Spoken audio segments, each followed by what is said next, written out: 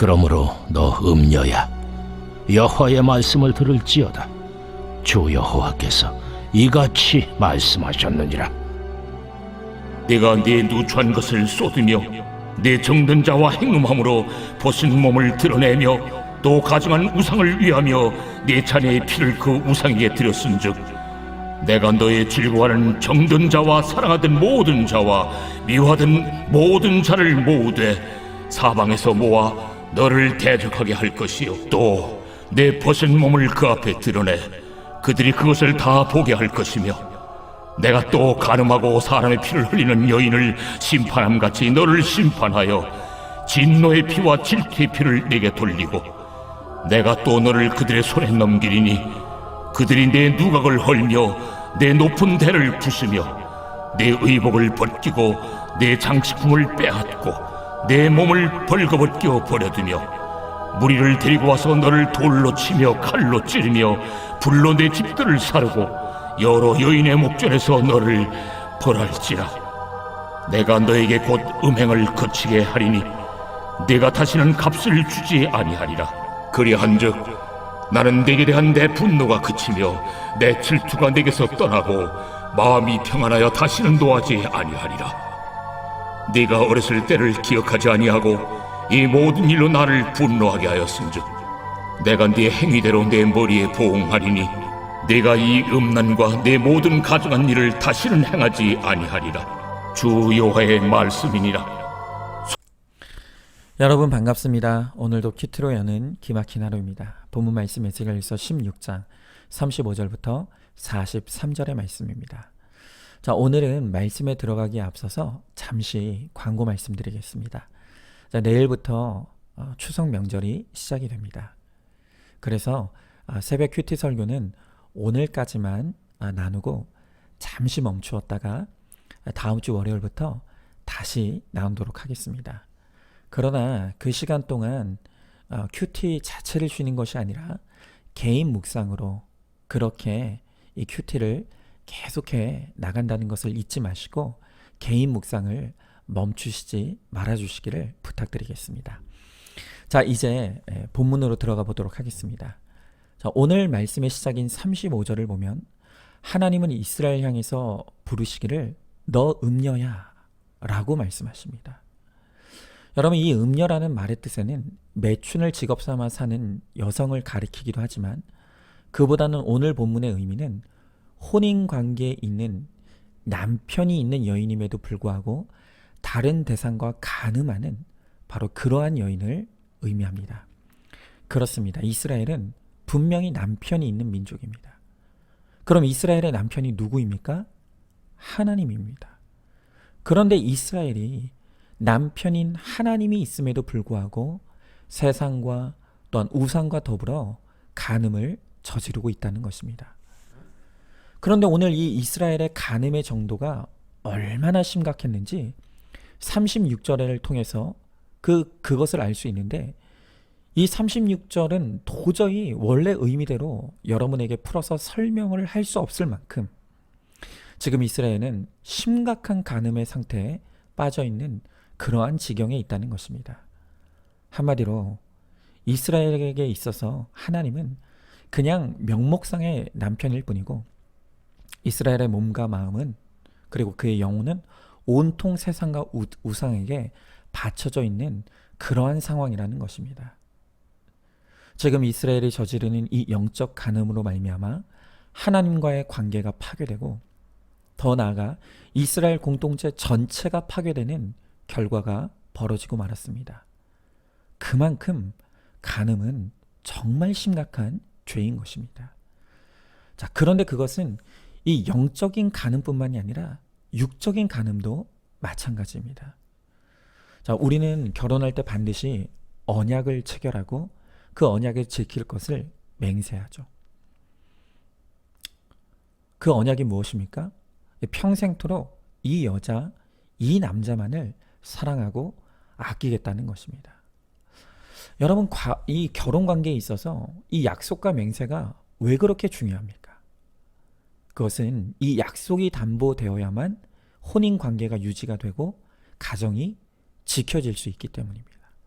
그러나 그 언약이 파괴되고 그것이 깨트려짐으로 말미암아 다른 대상과 간음을 저지르는 그 순간 돌이키기 힘든 관계의 파괴가 일어나고 가정의 파괴는 벌어지고 마는 것이죠. 물론 믿음 안에서 우리가 간음을 저질렀다고 해도 우리가 말씀으로 하나님 앞에 진실하게 내 죄를 인정하고 회개하면 하나님은 우리의 죄를 완전하게 용서해 주시고 또 은혜를 베풀어 주십니다. 그러나 절대로 우리가 착각하면 안 되는 것은 하나님은 죄인은 용서해 주시지만 죄의 책임까지 면제해 주시는 것은 결코 아니라는 것입니다. 이 간음의 행위로 말미암아 배우자와 자녀들이 입는 그 엄청난 상처가 있고 어쩌면 그것이 평생에 걸쳐도 해결이 다 안 될 수도 있다는 것입니다. 그래서 우리는 이 부부관계를 지키고 가정을 지키기 위해 구체적으로 우리가 할 수 있는 모든 노력을 다해서 우리는 이 간음의 죄에 빠지지 않도록 애를 써야 한다는 것입니다. 그래서 우리 교회에서도 절대로 어떤 이유로도 남녀 간에는 단둘이 한 공간에 있거나 같이 차를 타지 않도록 그렇게 원칙으로 정하고 있죠.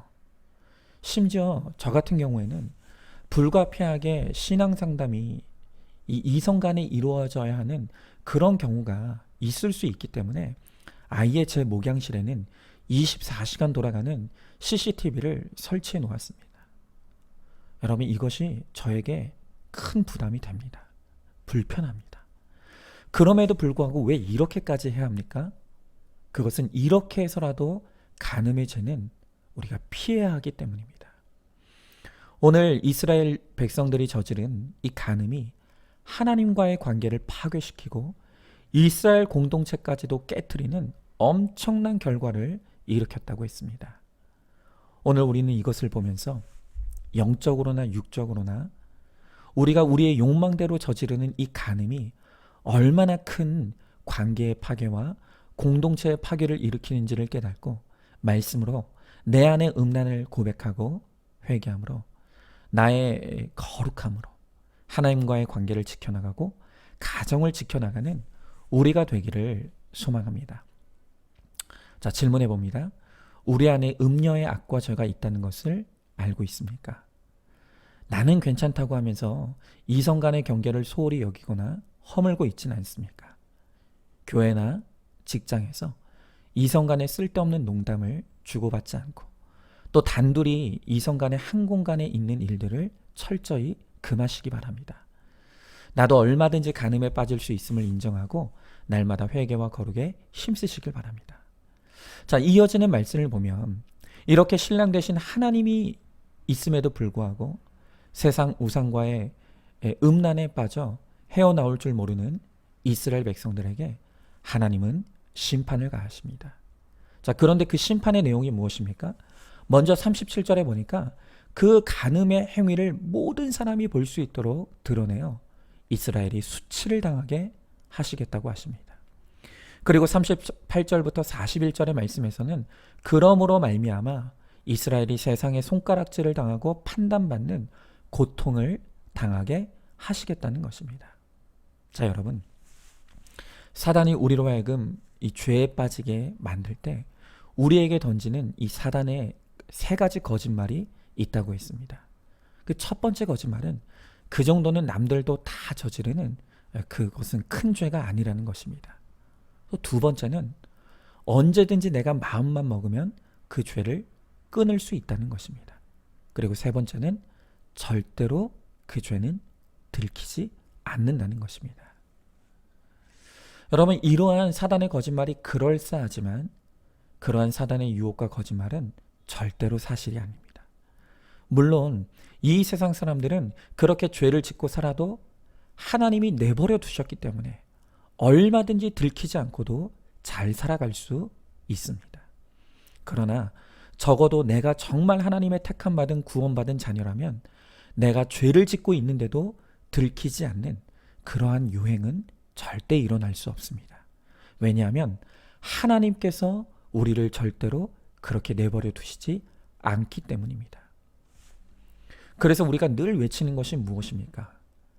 내가 죄를 잔뜩 지고 있는데도 들키지 않고 있다면 그것은 불행 중 다행이 아니라 불행 중 불행이라는 것입니다. 왜 그렇습니까? 내가 죄의 한가운데 있는데도 아무 일 없이 평안하다면 바로 그것이야말로 내가 구원으로부터 떨어져 버림받은 인생이라는 가장 강력한 증거이기 때문인 것입니다. 하나님이 그를 진짜 사랑하신다면 하나님은 반드시 그 죄를 내버려 두지 않으시고 드러내어 수치를 당하게 하실 것입니다. 그리고 우리가 그 죄 때문에 당하는 고통을 반드시 통과하게 하실 것입니다. 그리고 그렇게 땅에서 내 죄에 대한 수치와 심판을 당해서 영원한 멸망을 피하는 것이 그것이 하나님의 사랑이고 축복인 것이죠. 자, 질문해 봅니다. 내 죄에 대해 이 땅에서 수치와 심판을 당하는 것이 바로 하나님의 사랑인 것을 알고 있습니까? 심판과 수치가 있기 전에 스스로 죄를 끊어내고 돌이키도록 하나님의 은혜를 구하며 공동체에 내 죄를 오픈하여 도움을 받으시기 바랍니다.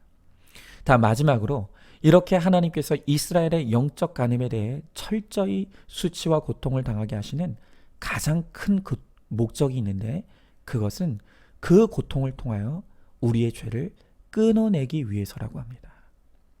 자, 43절의 말씀에 보니까 내가 내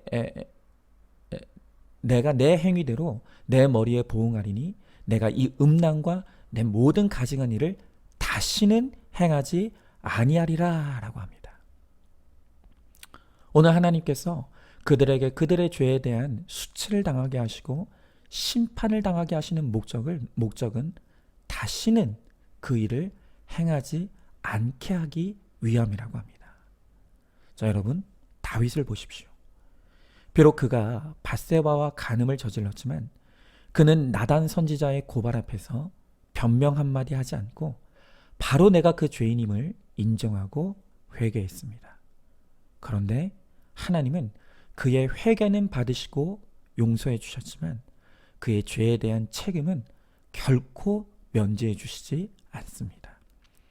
그래서 이 일로 말미암아 다윗과 밧세바 사이에서 난 아이가 죽게 되는 일이 일어나고 평생의 다윗의 집안에 칼이 끊어지지 않는 비극을 맞이하게 되었다는 것입니다. 그런데 이 하나님의 신실한 징계로 말미암아 일어난 일이 무엇입니까? 그는 분수령적인 회개를 이루게 되고 무엇보다도 그 전에는 그렇게 해결되지 않던 여자 중독이 딱 끊어지는 그러한 일이 일어나더라는 것입니다. 그렇습니다. 하나님의 오로지 우리에 대한 관심은 우리의 거룩입니다. 그런데 죄는 우리를 죄의 노예되게 하여서 늘 비참한 자리에 머무르게 하고 성도가 거룩하여 존귀한 삶을 살게 하는 것을 방해합니다.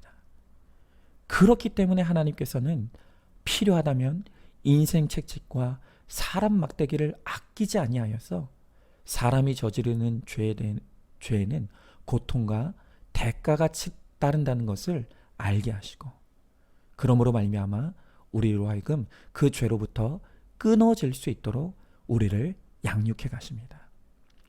비록 우리가 우리의 죄로 말미암아 당하는 징계가 아픕니다. 고통스럽습니다. 그러나 이것이 모든 가증한 일을 다시는 행하게 하지 아니하게 하려 하시는 하나님의 사랑임을 우리는 믿고 깨달아야 될 것입니다. 우리 인생의 목적이 거룩임을 알고 날마다 하나님이 주시는 힘으로 죄와 싸워 승리함으로 그렇게 우리의 거룩과 구원을 이루어 나가는 우리 모두가 되기를 소망합니다. 자, 질문해 봅니다. 내 죄로 말미암은 고통과 대가를 치러본 적이 있습니까? 그러한 고통과 대가가 죄를 끊는데 도움이 되었습니까? 나에게 이런 고통과 대가를 치르게 하시는 것이 하나님의 사랑임을 알고 있습니까? 아니면 원망하고 불평하고 있습니까? 고통과 대가를 치르기 전에 스스로 말씀으로 회개와 거룩을 이루어 가시기를 바랍니다. 자, 오늘도 9월 28일 보석상자입니다. 배우자를 선택할 때 학벌의 구세주, 돈의 구세주, 미모의 구세주 등으로 미혹을 당합니다. 큐티하면 사람을 분별하는 눈과 통찰력이 생깁니다. 아멘. 오늘도 큐티로 기막힌 하루를 살아내는 하늘가족 공동체 우리 모든 성도님 되시기를 주님의 이름으로 축복합니다.